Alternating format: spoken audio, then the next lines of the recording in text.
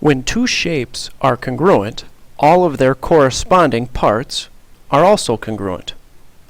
So if triangle ABC is congruent to triangle DEF, then all of the parts that make up those triangles are also congruent. Well, a triangle is made up of 3 angles. So the first thing that we know is true. Angle A is going to be congruent to angle D. And if you look, A is the first letter, D is the first letter. So A and D correspond. Angle B will be congruent to angle E, because B is the second letter and E is the second letter. And third, angle C will be congruent to angle F, the third letter and the third letter. C and F correspond. Now, in addition to 3 angles, there are also 3 sides in a triangle.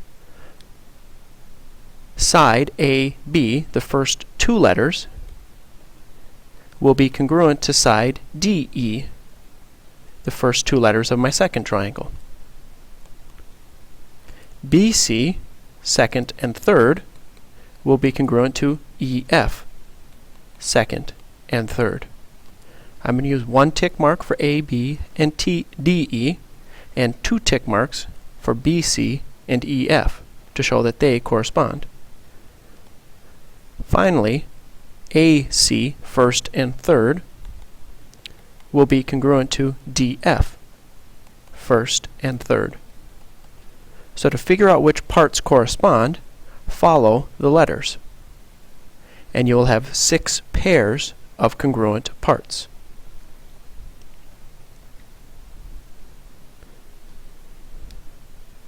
If we need to write a congruence statement,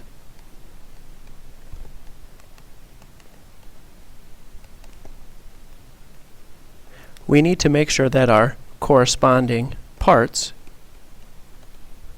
match up.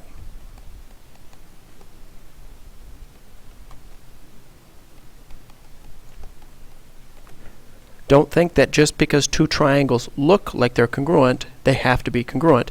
Make sure that the parts line up. So if we look at this first congruent statement, triangle RST is congruent to triangle.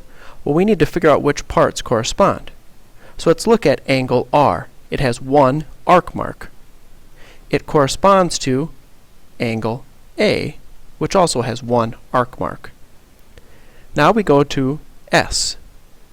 S has 2 tick marks.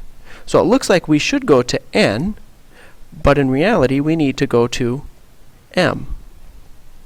S and M correspond because they both have 2 arc marks. And T will line up with N.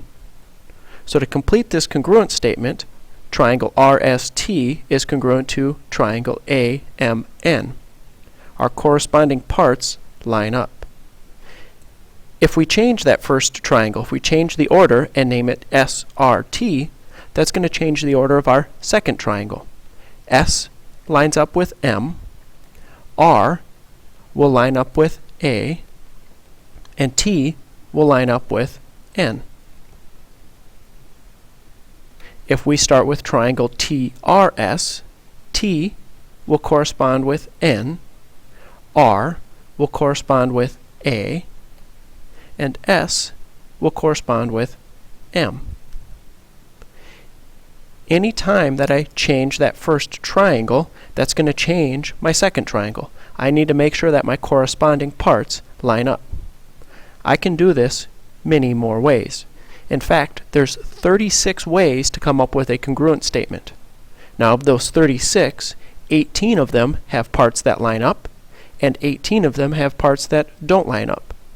So make sure that when you come up with a congruent statement, that your corresponding parts line up.